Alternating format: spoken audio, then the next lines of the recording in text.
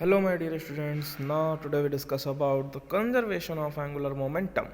So in the previous class we was discussing about the relationship between torque and moment of inertia and the angular momentum and moment of inertia. So now today's topic is conservation of angular momentum. So the law of conservation of angular momentum, ठीक कैसे बताएंगे कि suppose a rigid body, और आपको पता है यहाँ पे जो भी बात कर रहे हैं हम सब सॉलिड बॉडी की बात कर रहे हैं, तो suppose the external torque on a rigid body due to external forces is zero. मान लेते हैं कि अगर कोई रिजिड बॉडी मोशन कर रही है, रोटेशनल मोशन कर रही है, तो हम उस पर फोर्स कोई लगा ही नहीं रहे हैं। सपोज कर लो in absence of force, absence of torque, then the absence of torque is the the angular momentum of a body is always conserved. In same case that the linear momentum is always conserved, the last second chapter number of law of motion है ना, वहाँ पे हमने discuss किया था कि अगर कोई बॉडी पे हम फोर्स नहीं लगाते हैं तो वो बॉडी क्या करती है, कॉन्स्टेंटली लीनियर मोमेंटम के साथ मूव करती रहेगी। ठीक है, तो वहाँ पर पी क्या होता था, rate of change of linear momentum is directly proportional to the applied external force, और फोर्स को अगर जीरो कर देते थे तो मोमेंटम हमारा जीरो आ जाता था, मोमेंटम जीरो आ जाता था, इसलिए हमें पता चल जाता था, सॉरी मोमेंटम हमारा क्या होता था, जीरो। जीरो का मतलब यहाँ पे कांस्टेंट से था। ठीक है, तो सेम यही केस करेंगे कि suppose the external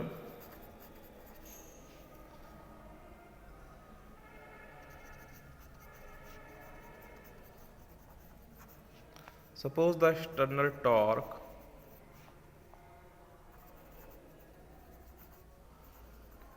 acting on a rigid body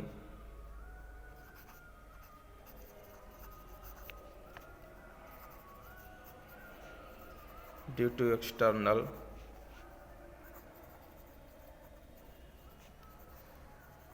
forces is zero, then tau is equal to dl by dt is equal to zero, so L हमारा क्या आ जाएगा, कांस्टेंट आ जाएगा। तो यहाँ से एक रिलेशनशिप हेल निकली है, यहाँ से क्या निकला कि so when the total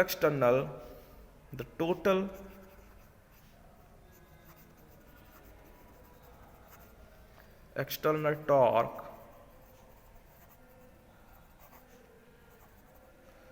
acting on a rigid body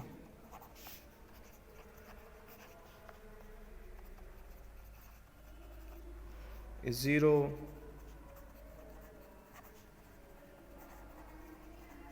the total angular momentum of the body is conserved.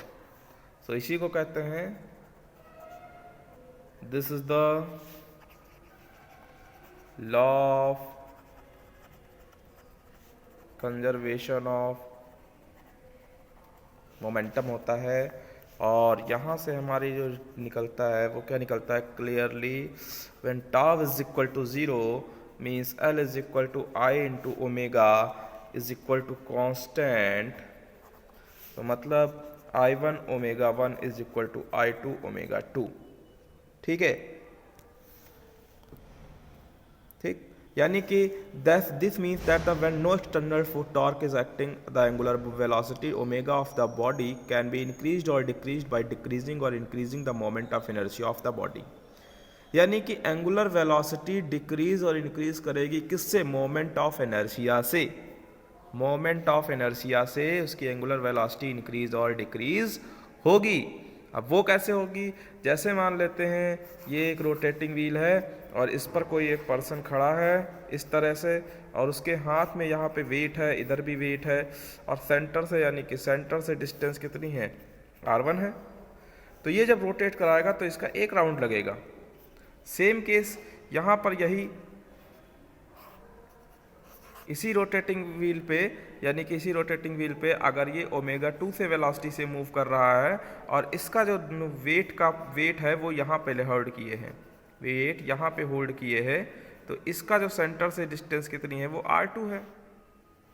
और जब रेडियस कम होगी तो मोमेंट ऑफ इनर्शिया क्या हो जाएगा, ज़्यादा हो जाएगा, जिससे कि इनिशियल वेलोसिटी क्या हो जाएगी, मैक्सिमम हो जाएगी, जैसे कि एंगुलर वेलोसिटी क्या हो जाएगी, मैक्सिमम होगी।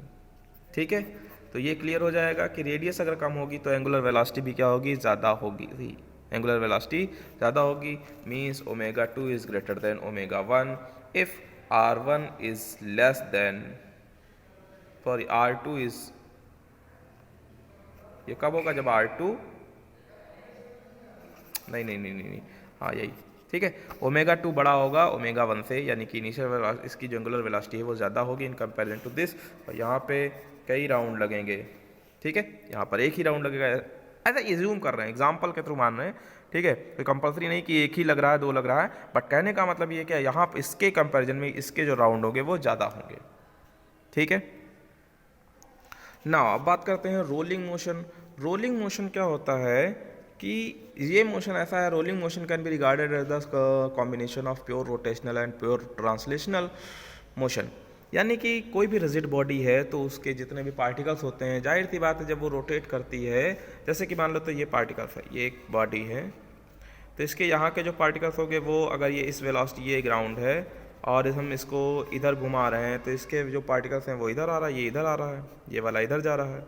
ठीक है, ये वाला इधर जा रहा है, ये वाला इधर जा रहा है, तो ये जो पार्टिकल्स क्या हो रहे हैं, ट्रांसलेटरी भी मोशन कर रहे हैं, और साथ साथ ये जब घूम रहा है तो ये एंगुलर वेलोसिटी के साथ, यानी कि घूम भी रहा है, तभी तो रोटेशनल मोशन होगा। तो रोटेशनल मोशन यानी कि इस कंडीशन में, रोलिंग मोशन में, कि object linear motion, translational motion के साथ साथ रोटेशनल मोशन भी दिखाएगा। ठीक, तो ये भी वेलोसिटी है, और ये कब होगा, यानी कि इन जो लीनियर वेलोसिटी है, जो सॉरी हाँ, ये जो वेलोसिटी दिखा रहे हैं, जो लीनियर वेलोसिटी दिखा रहे हैं, यानी कि इस पार्टिकल्स की, अगर यहाँ पर ये v1 है और ये टॉप वाला पार्टिकल है v टॉप है, ठीक, तो इन सबकी डायरेक्शन वैसी ही होगी जिधर सेंटर ऑफ मास वाले वेलोसिटी की जाएगी। सेंटर ऑफ मास की वेलोसिटी जिधर होगी उधर ही इन सबकी वेलोसिटी होगी, उधर ही डायरेक्शन, मतलब डायरेक्शन उधर ही होगी जिधर सेंटर ऑफ मास की डायरेक्शन होगी। अगर सेंटर ऑफ मास डायरेक्शन उधर है तो उधर है।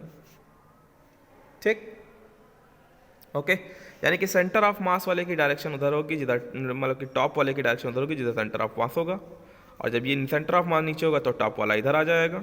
इस तरह से ये ट्रांसलेशनल मोशन दिखाएगा।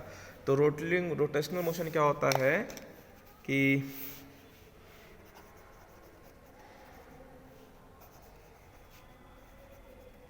Rolling motion can be regarded as the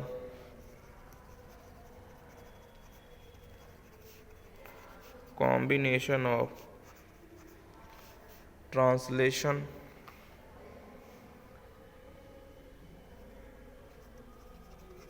and pure translation and pure rotation motion। अब भाई ये मोशन कर रहा है तो इसकी अपनी कुछ एनर्जी होगी, तो उसके एनर्जी के लिए निकालते हैं काइनेटिक एनर्जी ऑफ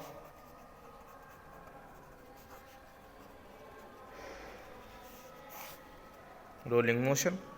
तो रोलिंग मोशन की काइनेटिक एनर्जी निकालने के लिए क्या करते हैं, तो निकाल लेते हैं the kinetic energy of a without slipping, लिख देते हैं the kinetic energy of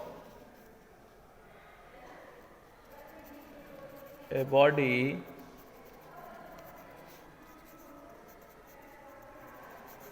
without slipping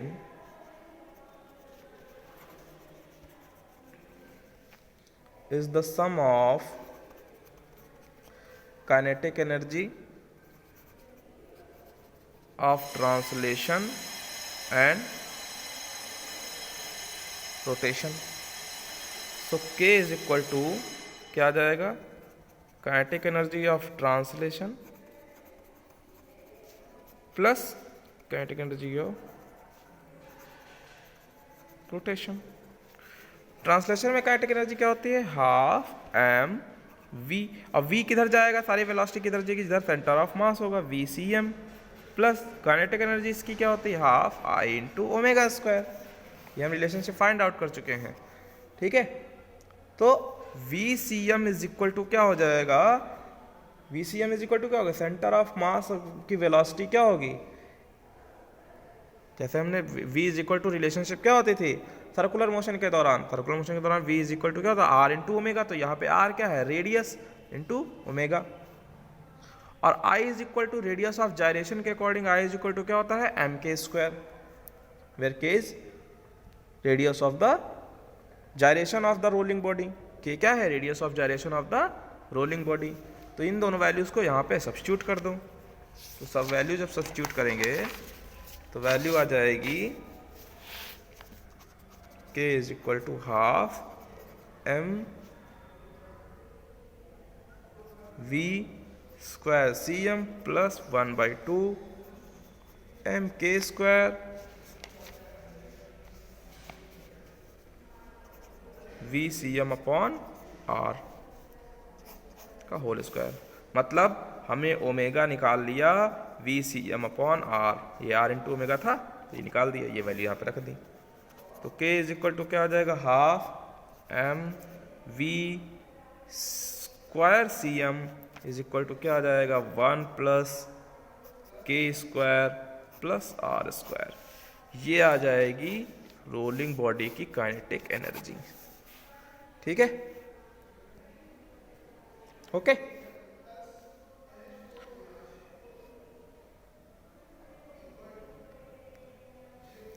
ठीक, ये हो गया। तो अब इसका एक न्यूमेरिकल्स है कि 3 bodies a ring a solid a cylinder and a solid sphere, तीनों अलग अलग बॉडी हैं, उन सब के लिए हमें ये दिखाना है कि slipping without slipping they start from rest, the radii of the bodies are identical, which of the bodies reach the ground with maximum velocity.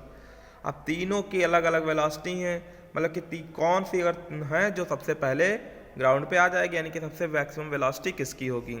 ठीक है, जैसे 3 अलग अलग बॉडीज़ हैं और उनको रोल कराना है, तो रोल किसी इंक्लाइन प्लेन पे रोल कराते हैं। जैसे एक न्यूमेरिकल की बात कर रहे हैं,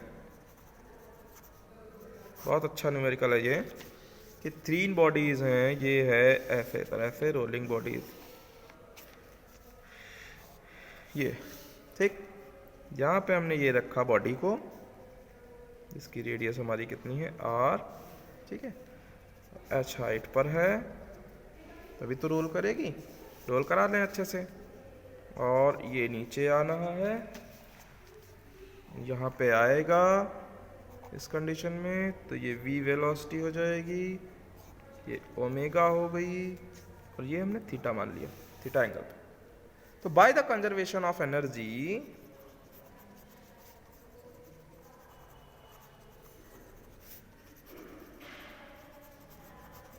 क्या होता है, kinetic energy of the body is equal to क्या हो जाएगा, translational kinetic energy plus rotational kinetic energy. तो ट्रांसलेशनल में क्या हो जाएगा half M V square plus half I into omega square. तो आपको पता है हम हाफ एम के स्क्वायर अगर कर लें तो वी कैन राइट हाफ वही हाँ plus 1/2 half omega square, omega square की वैल्यू रख दो, ओमेगा स्क्वायर की वैल्यू क्या हो जाएगी वी अपॉन आर का स्क्वायर। तो ये क्या होता है 1/2 M V square 1 plus K square upon R square. और ये जब इनिशियल वेलोसिटी यहाँ पर थी तो इस टाइम वेलोसिटी कितनी थी mgh, अच्छे से समझ गया होगा। So velocity v is equal to क्या आ जाएगी √2gh, एम से एम कैंसिल कट कर दो, 2 से इधर भेज दो, √2gh upon 1 plus K square upon R square, root पूरा हो गया। ठीक है, अब हमें निकालना है कि रिंग के लिए, जैसे हम ये हमारी वेलोसिटी आ गई for a ring, for a ring के लिए क्या आ जाएगी K square is equal to R square, यानी कि रेडियस ऑफ जायरेशन है वो रिंग के लिए दोनों बराबर हैं, ठीक। सो v for velocity for ring, तो क्या आ जाएगा √2gh अपॉन 1+1, तो क्या आ जाएगा √2√gh, ये हो गया। For out solid cylinder, solid cylinder के लिए जो रेडियस ऑफ जायरेशन होती है वो रेडियस का स्क्वायर बाई डिवाइड बाई 2 होती है, ठीक है, पहले डिस्कस किया है हमने, ठीक। तो v cylinder is equal to कितना आ जाएगा 2gh 1+1/2 is equal to 4gh divide by 3। और अगर हम कर दें फॉर अ सॉलिड स्फेयर, तो v sphere is equal to कितना आ जाएगा, तो इसके लिए रेडियस ऑफ जायरेशन होती है k² is equal to 2r²/5, ठीक है भाई। मोमेंट ऑफ इनर्शिया से निकाल लो, तो 2r²/5, तो √2gh अपॉन 1+2/5 यानी कि 10gh/7। तो इससे ये पता चल रहा है कि among the three bodies sphere has the greatest and ring has the least velocity of the center of mass at the bottom of the inclined plane। यानी कि इसको डिवाइड करेंगे तो इसकी जो वेलोसिटी होगी ये सबसे ज़्यादा होगी, ठीक है। तो स्फेयर हैज़ मैक्सिमम वेलोसिटी, ठीक। ये हो गया कंप्लीट। थैंक यू बेटा।